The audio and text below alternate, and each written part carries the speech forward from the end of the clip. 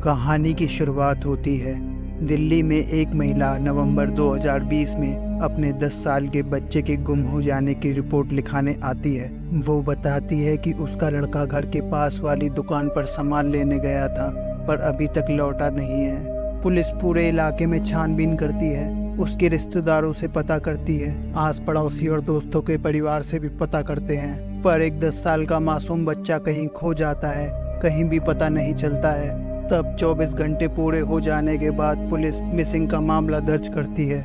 उसके बाद बच्चे की मां से पूछा जाता है, आस पड़ोस में आपका कोई दुश्मन या आपकी किसी से कोई लड़ाई तो नहीं हुई? औरत मना कर देती है। उसके बाद पुलिस औरत से उसके पति के बारे में पूछती है कि आपके पति कहाँ हैं, और बताती है कि वो मेरे साथ नहीं रहते हैं, हमारा तलाक हो चुका है, काफ़ी पहले हमारी शादी हुई थी, उसके बाद हमारे बीच लड़ाइयाँ होने लगी, हम दोनों की आपस में बनती नहीं थी। फिर मामला कोर्ट तक पहुंचा, फिर हम दोनों का तलाक हो गया। उसके बाद मामला बच्चे का आया।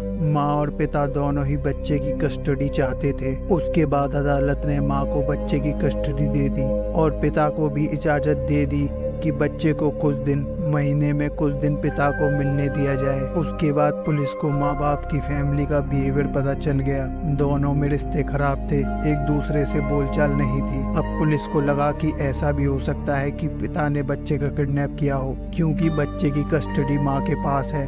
उसके बाद पुलिस ने बच्चे के पिता की निगरानी शुरू कर दी। वो कहाँ आता है, कहाँ जाता है, क्या खाता है, किससे मिलता जुलता है, कौन कौन उसके दोस्त हैं, और जिस दिन बच्चा गायब हुआ उस दिन उसके मोबाइल की लोकेशन क्या थी। तो पता चला कि उस दिन तो वो उस एरिया में आया ही नहीं था, उसका लोकेशन काफी दूर था। उसके बाद पिता के आस पड़ोस से पता चला कि उस दिन वो कहीं काम से बाहर था। पुलिस को पड़ोसियों की गवाही और लोकेशन से ऐसा लगा कि क्योंकि सारी चीजें यही गवाही दे रही थी कि लड़के के पिता ने कुछ नहीं किया है। फिर पुलिस ये भी सोचती है कि ऐसा भी हो सकता है कि लड़के के पिता ने ये काम किसी दूसरे के जरिए कराया हो, किसी को सुपारी दी हो या किसी को पैसे देकर किडनैप कराया हो। फिर लड़के के पिता के करीबी लोगों की कांटेक्ट लिस्ट निकाली जाती है कि वो किससे ज्यादा बातें करता था। पुलिस 1-2 महीने का रिकॉर्ड निकालती है कि किस किस से ज्यादा बातें हुई हैं, वो लोग कैसे थे। उन लोगों से बातचीत की,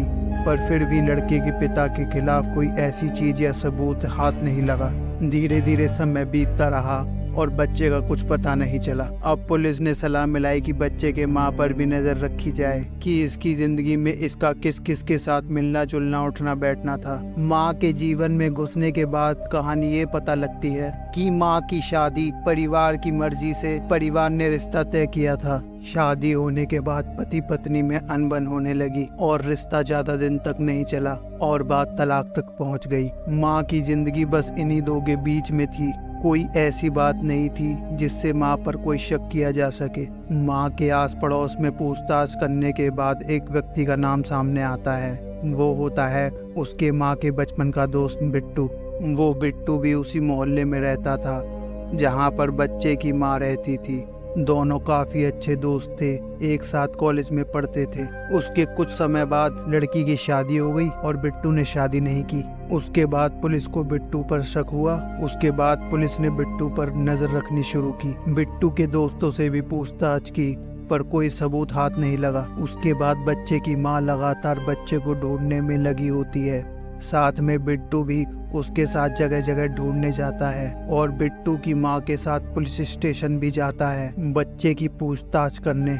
बिट्टू बच्चे की माँ के साथ बुरे वक्त में साथ खड़ा होता है, उसके दुख में वो भी दुखी होता है। उसके बाद पुलिस का शक बिट्टू पर से भी हट गया। उसको लगा बच्चे के गायब होने में इसका कोई हाथ नहीं है। उसके बाद पुलिस की छानबीन जारी होती है। उसी छानबीन के दौरान पुलिस को बिट्टू के बारे में एक शख्स से एक बात का पता चलता है और अब पुलिस बच्चे की माँ के पास सीधा जाकर पूछती है कि तुम इसको कब से जानती हो और ये आदमी कैसा है। बच्चे की माँ बताती है कि ये मेरा बचपन का बहुत अच्छा दोस्त है, हमारा पड़ोसी है और मेरे बच्चे को भी बहुत प्यार करता है। जब से मेरा तलाक हुआ है ये मेरे बच्चे का खूब ख्याल रखता है। हाँ, पर एक दिन मेरे तलाक होने के कुछ समय बाद ये एक बार मुझसे मिलने आया और इसने मुझसे कहा कि क्या तुम मुझसे शादी करोगी।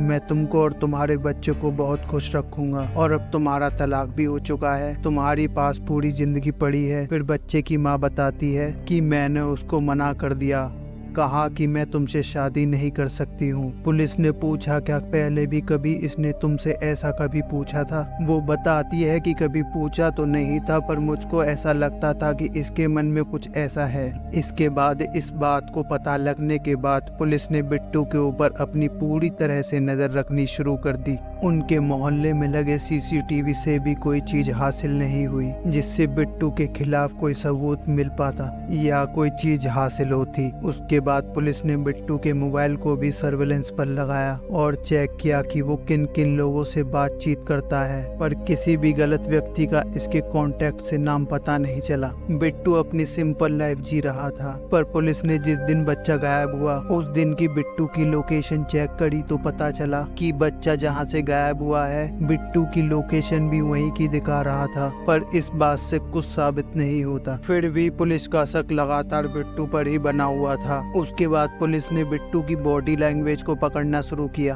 पुलिस ने आस पड़ोसियों से बिट्टू के बर्ताव में क्या बदलाव आया है ये पूछना शुरू किया। किसी ने बताया कि ये काफी डरा डरा सा रहता है, किसी ने बताया कि काफी शांत रहता है और दुखी रहता है, पर लोगों ने ये भी कहा कि इतना बड़ा हादसा हुआ है, बच्चा गायब हो चुका है जिसको ये प्यार करता था और बच्चे की माँ भी बहुत दुखी है, ये भी कारण हो सकता है। पुलिस को लगा बात तो सही है, ये इस बात से भी डरा हो सकता है कि बच्चा इतने दिनों से गायब है, पता नहीं उसके साथ क्या क्या हो रहा होगा, वो किस हालत में होगा। पर पुलिस का शक अभी भी बिट्टू से नहीं हट रहा था। पुलिस को लगा अब जो कुछ भी है इस बच्चे के केस के पीछे बस अब वो बिट्टू ही है, पर कोई सबूत ना होने की वजह से पुलिस कोई एक्शन नहीं ले रही थी। उसके बाद पुलिस ने एक दिन बिट्टू को ही थाने में बुला लिया। बिट्टू को लगा शायद पुलिस को बच्चे के बारे में केस से संबंधित कोई पूछताछ करनी होगी, इसलिए उसको थाने में बुलाया है। फिर पुलिस धीरे धीरे सवाल पूछती गई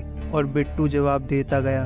फिर जब धीरे धीरे सवाल सीधे बिट्टू के ऊपर आने लगे तब बिट्टू घबराने लगा। फिर भी बिट्टू हिम्मत करके जवाब देता रहा और बताया कि मुझको नहीं मालूम बच्चा कहाँ है। उसके बाद पुलिस बड़ी चालाकी से बिट्टू को बेवकूफ़ बनाते हुए पूछा कि हमको जिस दिन बच्चा गायब हुआ उस दिन हमको उसकी और तुम्हारे मोबाइल की लोकेशन एक ही जगह दिखा रही थी और बस पुलिस ने ये बात का एक जाल फेंका था बिट्टू के मुंह से सच निकालने के लिए और बिट्टू जाल में फंस गया। बिट्टू को लगा कि पुलिस को मालूम हो चुका है कि बच्चा उस दिन उसी के पास था और बिट्टू को इतनी गहराई से टेक्नोलॉजी सर्विलेंस के बारे में जानकारी भी नहीं थी और बिट्टू टूट गया और उसने अपना जुर्म कबूल कर लिया। उसके बाद बिट्टू पुलिस को बोलता है चलिए मेरे साथ, और बिट्टू पुलिस को अपने साथ जंगल लेकर जाता है और जंगल के किनारे नदी होती है और उस नदी में एक सड़ी गड़ी लाश मिलती है। लड़के की मां को बुलाया जाता है और लाश की पहचान कराई जाती है। अब जब कातिल का पता चल गया था अब पुलिस पूछना चाहती थी कि बिट्टू ने उस मासूम बच्चे को क्यों मारा।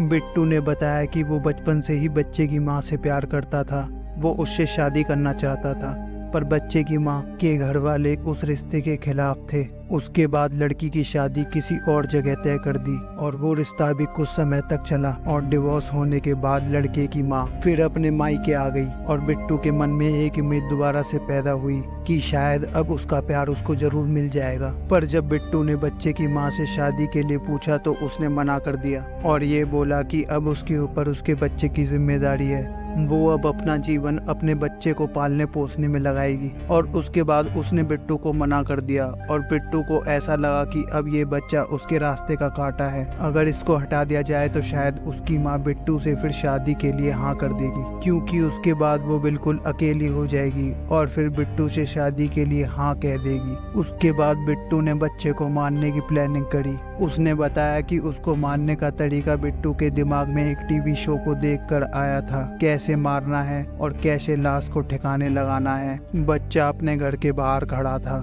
बिट्टू उसको आइसक्रीम खिलाने के लिए बाहर ले गया और फिर उसको बस में बैठाकर दूर एक जंगल में नदी के किनारे ले गया और फिर उसने गमछे से उसका गला घोटा और लाश को नदी में फेंक दिया और फिर घर चला आया और फिर घर जाकर माँ के साथ हमदर्दी जताने लगा।